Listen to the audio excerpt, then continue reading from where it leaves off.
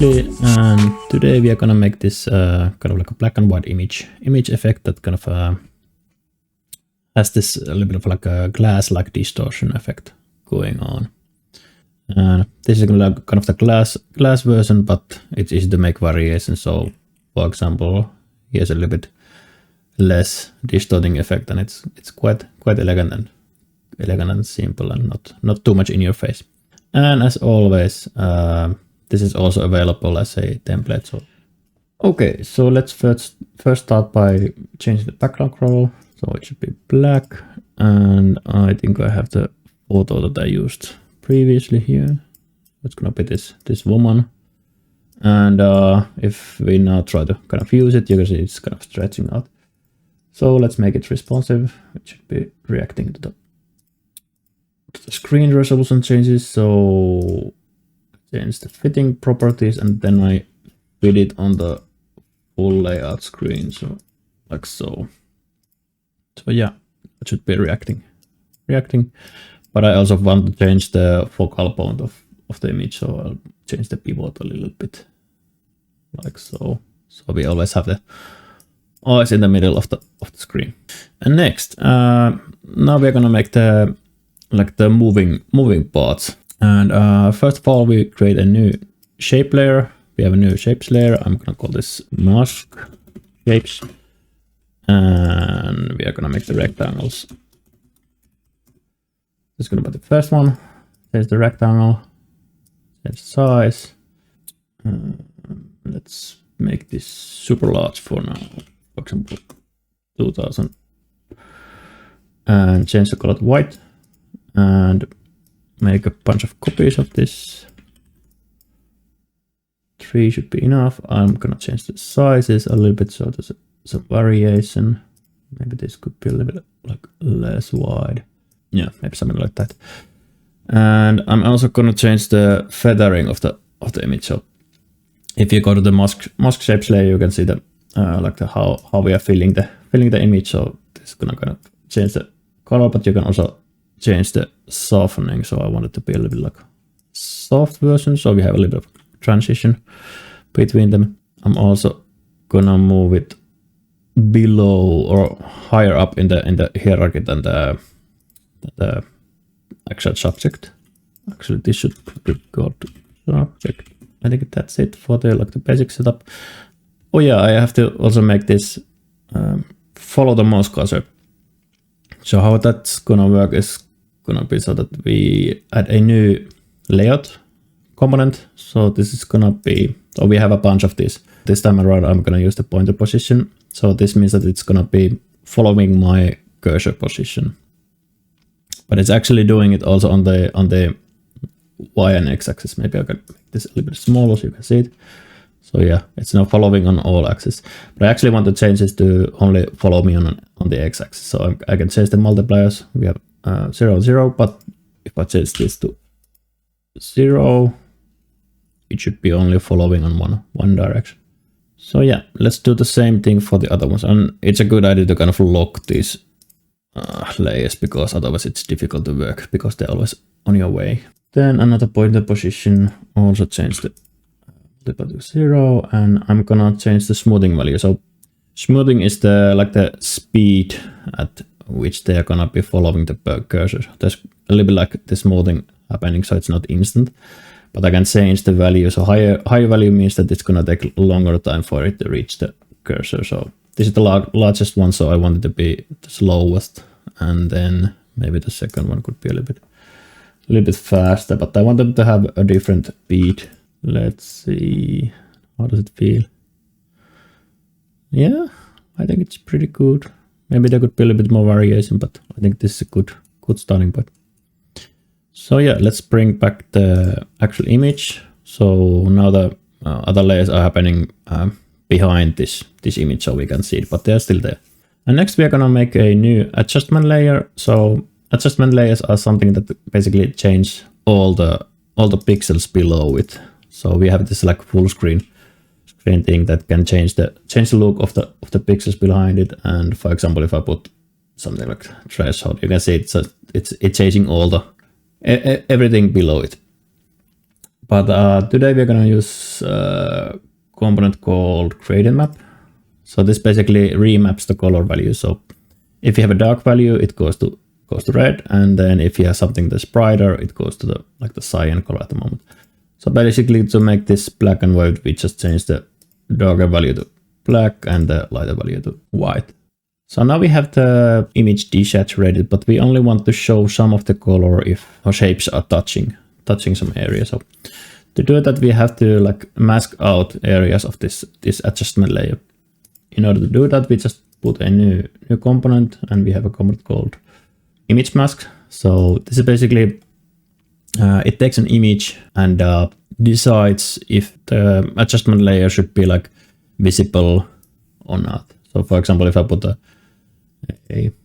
circle over here, you can change the values, and you can see that it's basically masking out the visibility of this layer. It's a mask layer.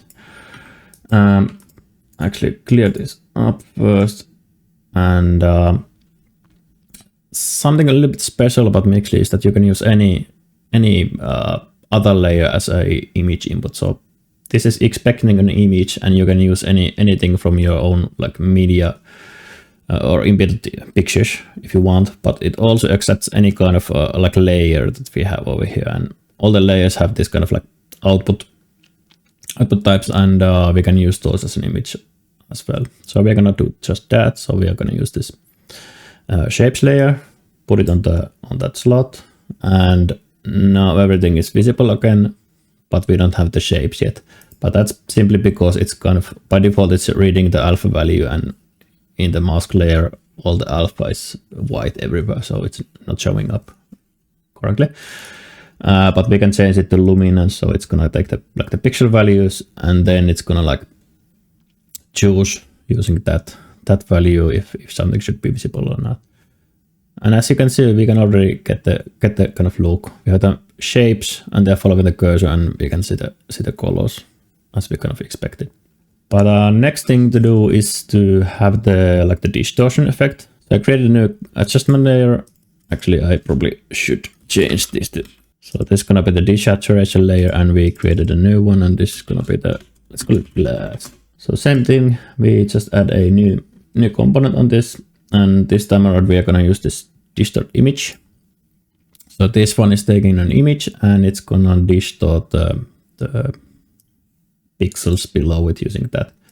So again, if I show it real quickly, you can see, let's just put something on the image, and you can see it's kind of like distorting the pictures below it.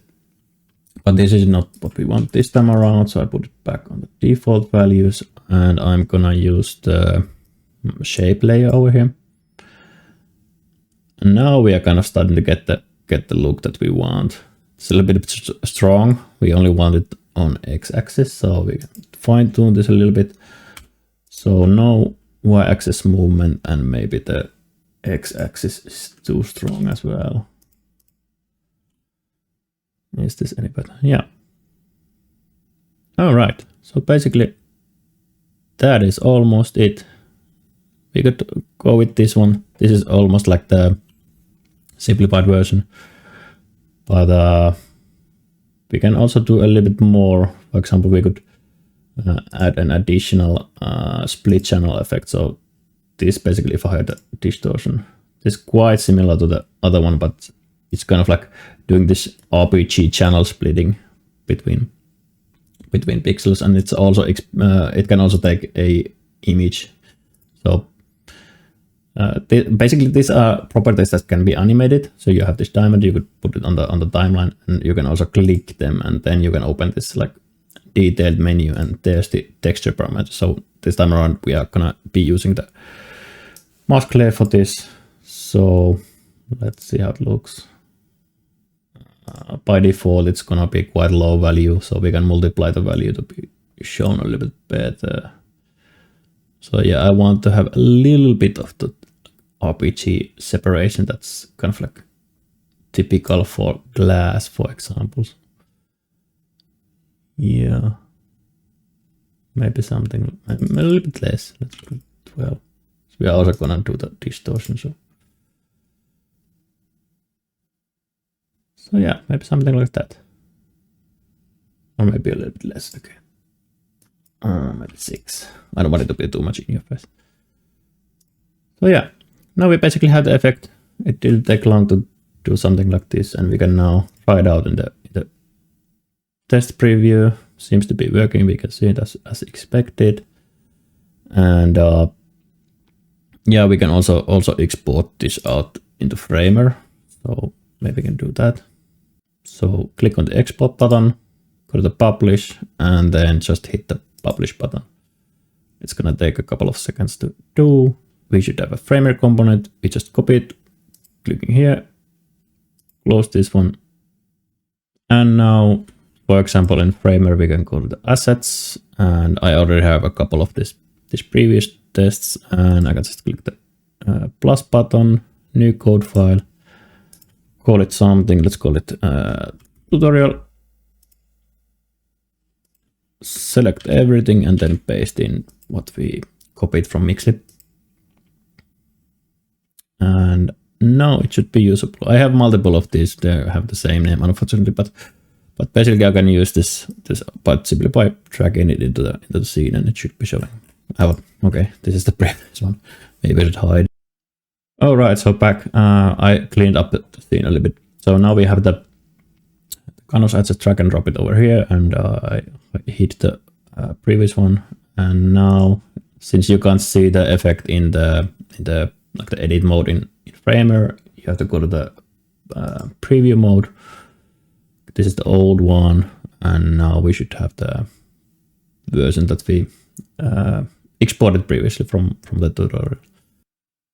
So yeah, that was a quick tutorial how to do these kind of things, and obviously you can do lots of different kind of things. It's really fast to make it with this kind of like visual editor. You don't have to know anything about WebGL or all the complexities of the shader programming or things like that. You can just like drag and drop things like you do in After Effects or Figma or whatever.